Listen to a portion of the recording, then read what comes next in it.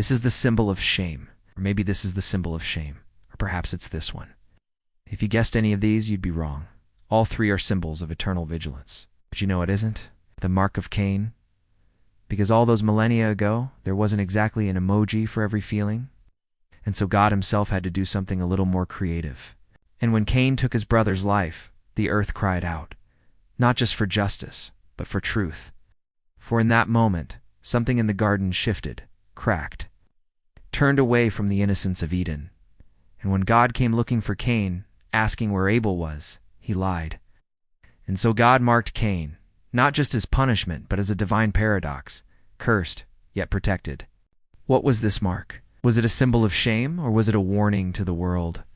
Some ancient writings hint at a deeper meaning, a cosmic reminder that mercy and wrath can coexist. This was not just about Cain. It was the first time that humanity carried guilt and grace at the same time. Hi, everyone. Welcome to our show.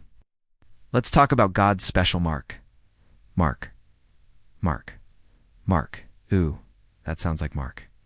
Okay, we're talking about the Mark of Cain today. Now, if you've been following for some time, you probably think you know the story, but maybe we can surprise you. The book of Genesis opens with the creation of Adam and Eve and their fall from grace, and then shortly after that, we have the first murder. Yep, I'm talking about Abel. His brother Cain got angry and killed him. I don't want to minimize that here. This is horrific, terrible. So then what did God do? Well, you'll find in Genesis 4, verse 15. Then the Lord set a mark upon Cain, lest any finding him should kill him. We've talked about this before. Why did God do this? And we've suggested before that it might have been some kind of sign that said, hey, don't kill this guy, right? And we even made a cartoon about it. Check it out if you haven't already. That's funny, it's cool. You'll learn stuff. So many verbs ending in ing. But that's not what we're talking about today. Instead, let's ask this question. What was the mark? See, here's the thing. The text says that God set a mark upon Cain, but the Hebrew word for mark there is av, T-A-V-Q-A-D-A-M, which means sign or token. And it's actually used elsewhere in the Hebrew Bible to mean something else, namely circumcision. Remember, this is the first instance of this word being used in the Torah. It's almost certainly referring to a physical act. Not just, oh, I put a sign on you by making your forehead shiny. No, this was physical. So what did that look like? Well, let's go back to Deuteronomy 10, verse 12, where Moses talks about the covenant that God made with Israel. He reminds them that God spoke to them at Horeb, saying, "Circumcise therefore the foreskin of your heart, and be circumcised in the flesh." Then afterward, in chapter 30, verse 6, we read, "Circumcise your heart, O Israel. Remove the foreskin of your heart from your eyes, that you may see the correction of your ways." And then one more time, Jeremiah 4, verse 4. "Circumcise yourselves in the Lord's sight, and remove the foreskin of your hearts, O people of Israel." Now, let me pause and say this. Our purpose here is not to delve into the theology of circumcision. There's a lot to consider there, and we aren't going to wade into that pool today. Rather, we're simply pointing out the literary device being employed here in Genesis 4. The use of the exact same word to denote circumcision. So could it be that when God placed his mark upon Cain, he circumcised him?